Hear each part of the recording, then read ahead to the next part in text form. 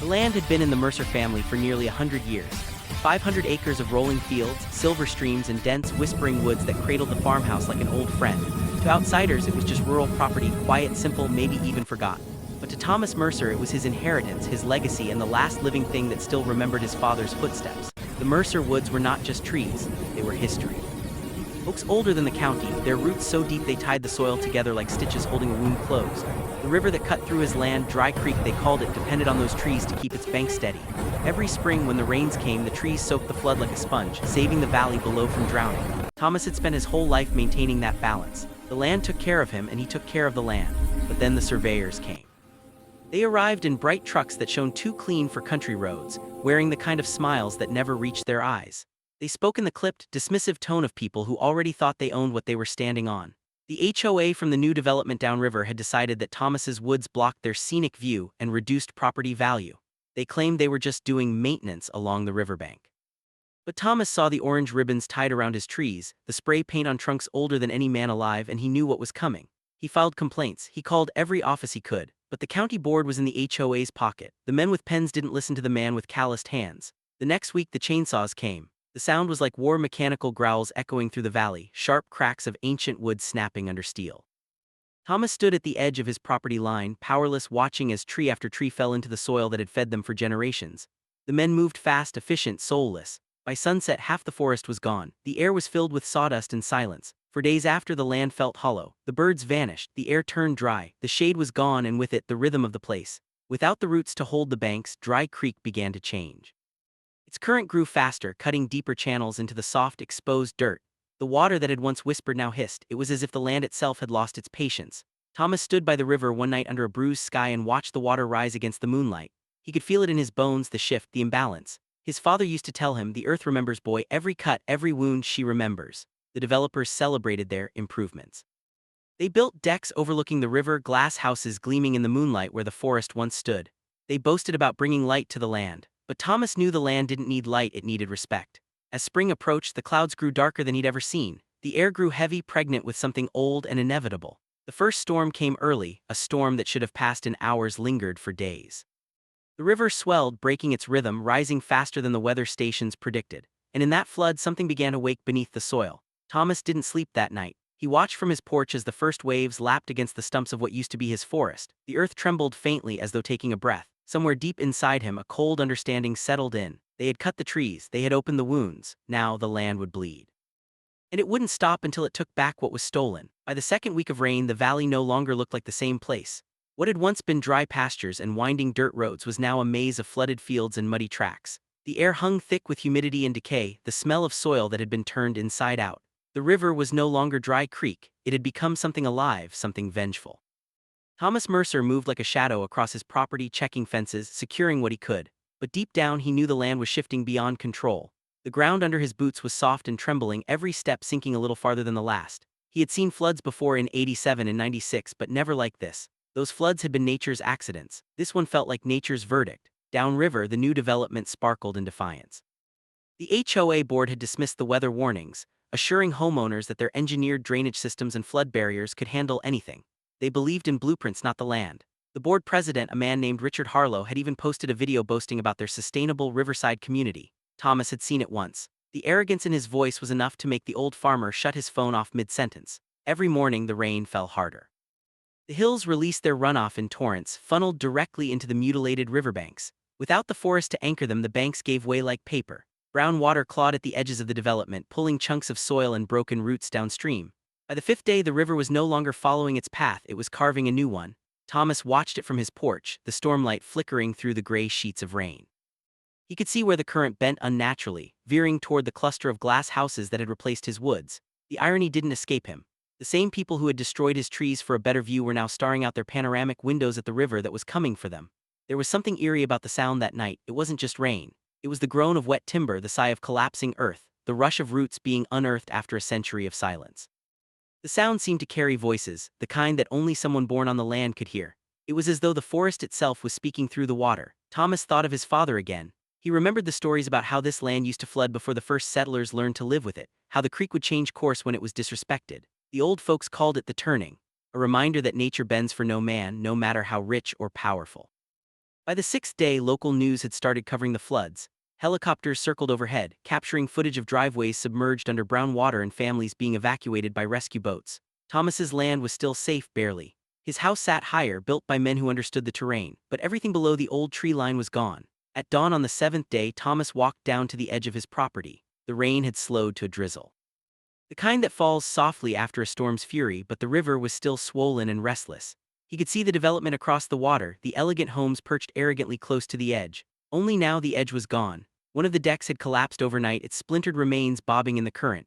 A swimming pool had burst, its pale tiles scattered like broken shells. The once pristine lawns were now sheets of slick, brown clay. A half-buried sign still clung to a fence post, its words barely visible through the mud. "Welcome to Riverbend Estates, luxury living by nature." Thomas stood there for a long time, rain soaking his jacket, hat pulled low over his brow. He felt no joy in the destruction, only justice. Not his justice, the land. He thought about how they had mocked him at the town meeting, called him stuck in the past, how they had spoken of the woods as if they were nothing more than aesthetic obstacles. Now the land was answering them in a language they could understand, the language of loss. The sound of shifting earth broke through his thoughts. A loud, wet crack echoed across the valley. One of the riverbanks gave way entirely, a massive section of ground sliding into the current.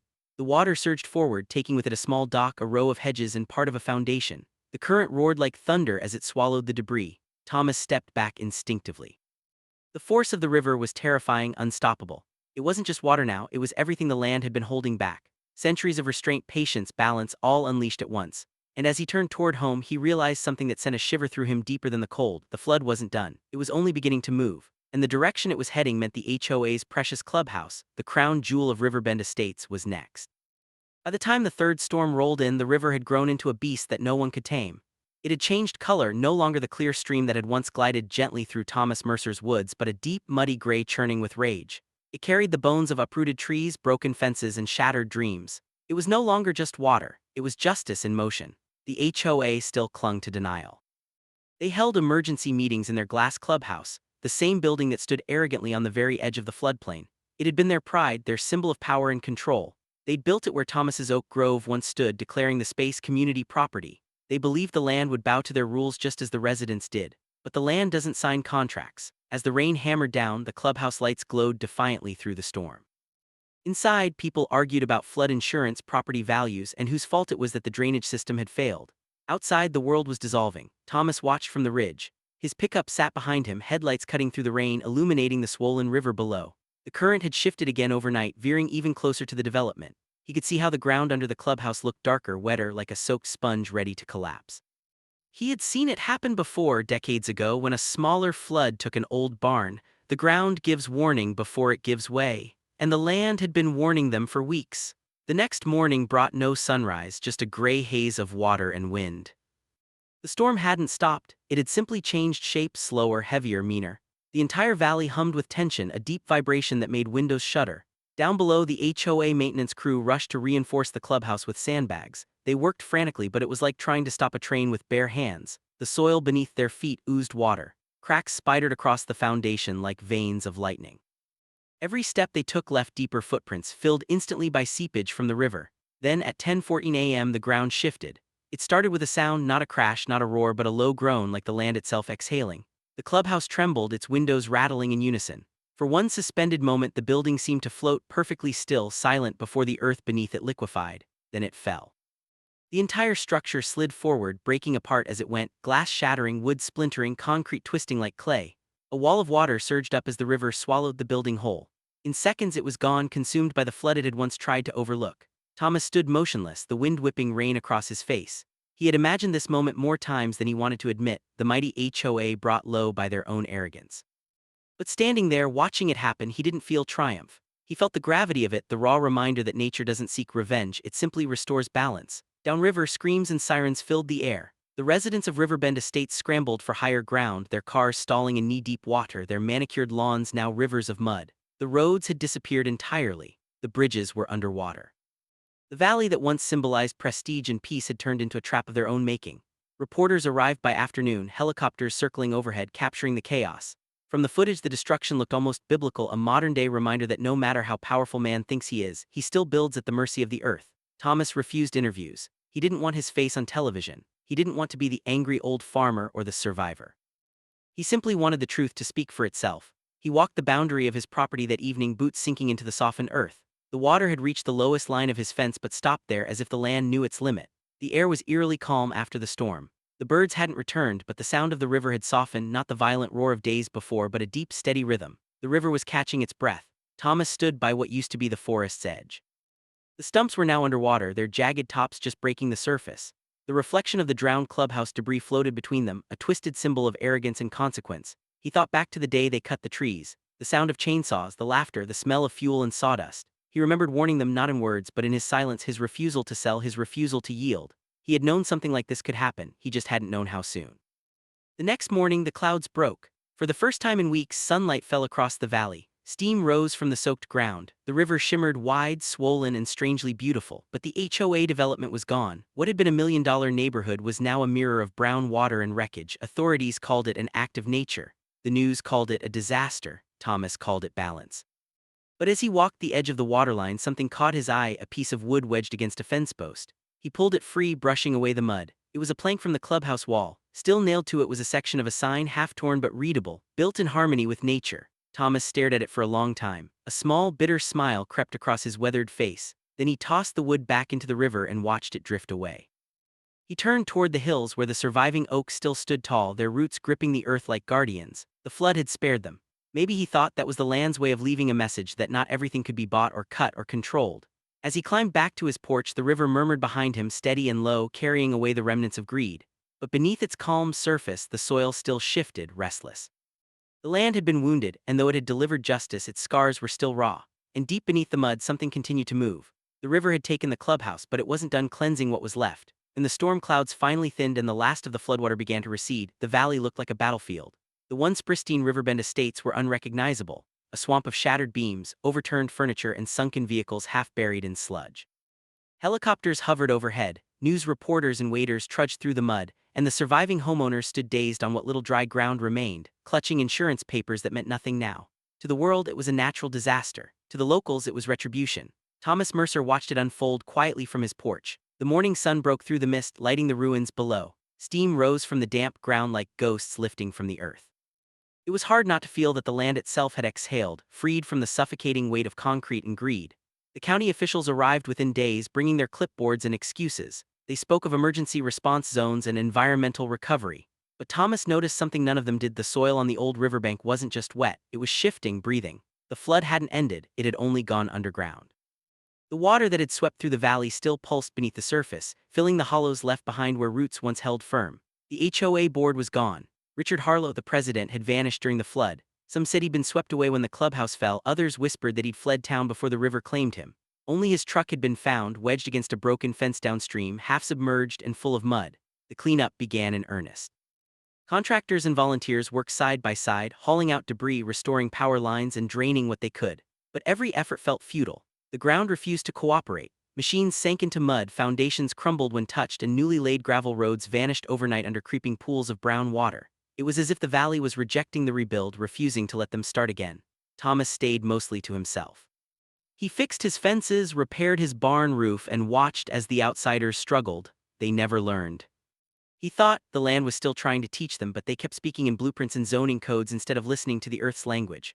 One evening he walked down toward the river. The water had calmed, its surface smooth and glassy under the orange glow of sunset. But something was off. The river's course had changed again. It no longer followed the path it had carved during the flood. Instead, it was bending, twisting back toward the ruins of the old development. Thomas knelt by the waterline. The soil was damp and loose. When he pressed his palm to the ground, he felt the faintest vibration beneath it, a steady pulse like a heartbeat. The river wasn't done shifting. It was still alive, still thinking. That night he dreamed of the forest, not the dead one but the living woods, the one that had stood before the saws. He could hear the whisper of branches, the creak of old trunks swaying in the wind, and the soft murmur of the creek that had once flowed gently through them.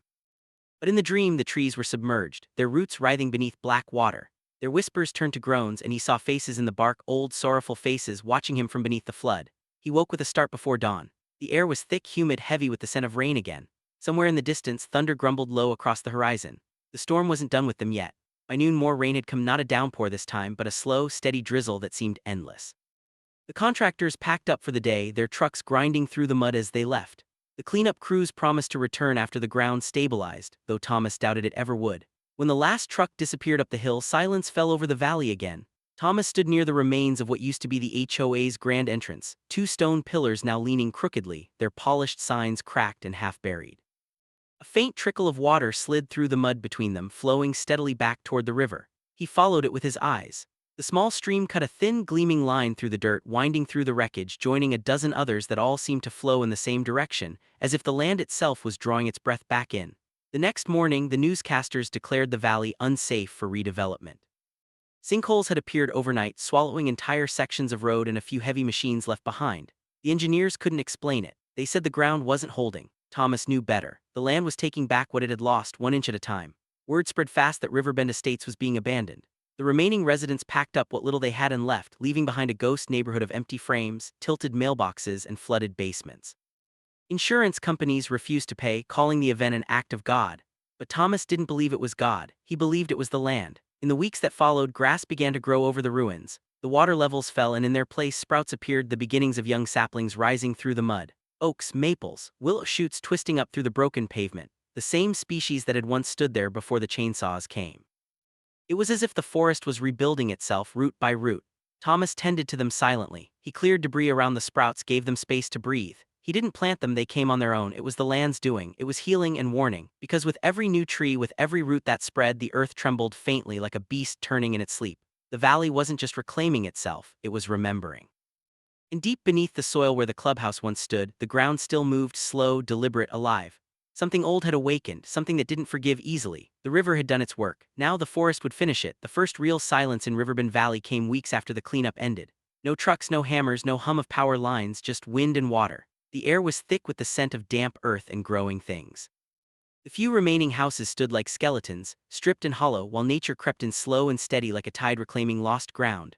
From his porch, Thomas Mercer could see it happening. What had once been a manicured suburban utopia was turning wild again. The river, no longer confined by artificial embankments, had found new paths through the valley floor. Pools of water collected in low dips of earth, reflecting the pale sky like broken mirrors.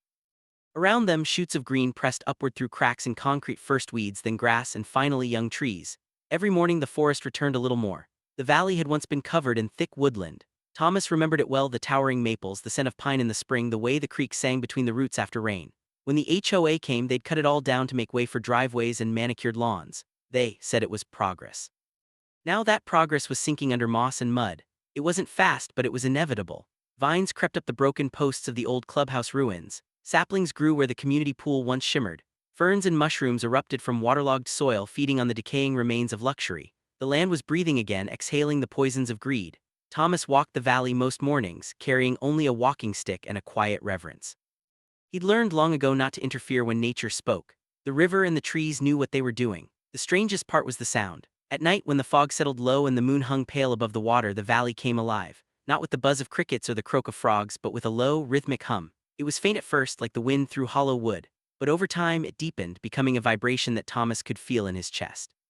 He didn't know if it was the river or the earth beneath it, but it sounded almost aware. By early summer, the county had officially condemned Riverbend Estates. It was no longer fit for habitation. Unstable soil, they said, unsafe flood zone. The maps were redrawn. The HOA, what was left of it, dissolved quietly under lawsuits and bankruptcy filings. No one came back to claim the ruins, except the trees. Wherever the water had touched, green followed. The valley floor was now a patchwork of pools and saplings, each growing taller by the week. The forest wasn't just returning, it was accelerating. Some of the trees were growing faster than seemed natural, their trunks thickening in months, their roots cracking through old foundations as though driven by fury. It was as if the land itself remembered every scar, every fallen tree, every root torn from the soil, and it was exacting repayment in growth. Thomas sometimes felt like he was the only witness to a resurrection. He'd walk down to what was once the HOA clubhouse grounds. The air was always cooler there, heavy with mist. The ground was soft underfoot, spongy with new moss. The ruins were nearly gone, covered by vines and swallowed by shadow. And always at the center, where the river had torn its deepest wound, the water glimmered. It was darker now, deeper. You couldn't see the bottom anymore. But sometimes, when the light hit it just right, Thomas could swear he saw movement beneath, slow, deliberate ripples, circling like something alive. He never went closer than the edge. He knew better. One afternoon he found something strange near the bank, a slab of polished stone, half buried in mud. It was part of the old HOA monument sign, its letters chipped and faint. RIVERBNDESTATES, a community for the future. The irony wasn't lost on him. He propped the stone upright near the river and left it there, a marker for what the place had once been. Over the next few days, the ground around it shifted. The river bent slightly, curling toward the stone as if drawn to it, and then one morning it was gone, swallowed overnight. The river didn't just flow anymore, it chose. By late summer, the forest was nearly complete. The last visible rooftops disappeared under a canopy of green. Birds returned, nesting in the branches. Deer wandered down from the hills again, tentative at first, then bold. The valley, which had once echoed with the hum of sprinklers and lawnmowers, now sang with the music of wildness. But beneath that music, Thomas could still feel it, that pulse under the earth. Stronger now, closer. Sometimes he'd wake in the night to find his windows rattling softly, though the air outside was still. The ground trembled like something vast was shifting beneath it, stretching, waking. He'd light a lantern, step outside, and listen. And there it was, the sound of roots breaking stone, of water moving with purpose, the sound of life reclaiming power. It was no longer revenge, not exactly, it was restoration, the balance returning. But Thomas also knew balance always demanded a price. One morning, as dawn painted the sky gold, he walked down to the river's edge again. The water was calm, clearer than before. For the first time in months, he could see the reflection of the trees above, tall, proud, ancient. And in that reflection, just for a moment, he saw faces. Not human faces, but shapes, impressions in the water, old, wise, and fierce. The spirits of the forest had returned. They didn't speak, they didn't need to. Their presence was enough, a reminder that some forces never die. They wait patient and silent for those who forget what was once sacred. Thomas bowed his head and whispered to the wind. "Welcome home." The river rippled gently in reply. Above him, the forest shivered with life, thousands of leaves whispering as one, as if the land itself was breathing again. And beneath it all, deep under the roots, something ancient stirred, not angry anymore, but watchful. The land had reclaimed what was its own. The forest had returned, but it would never forget. By autumn, Riverbend Valley had vanished from the maps. The government stopped sending surveyors after 2 trucks disappeared into the fog and never came out. The locals avoided the area entirely. Even hunters, bold men who roamed the mountains without fear, spoke of the valley in low voices. They called it the drowned land. Only Thomas Mercer remained. His cabin stood firm on the ridge, untouched by time or flood. The porch still faced the river, though what stretched below was no longer farmland or suburb, it was something older. The forest had taken full command. Trees that should have been saplings now towered high, their trunks as wide as doorways. Their roots wove through the ruins like veins, gripping the earth in an embrace both protective and possessive. The river had changed too. It no longer flowed in one direction. It curved and circled through the valley in shimmering loops, its currents unpredictable. Sometimes it whispered, sometimes it roared. And sometimes, in the still of dawn, it spoke in the voices of those it had taken. Thomas didn't fear it, but he respected it like a god.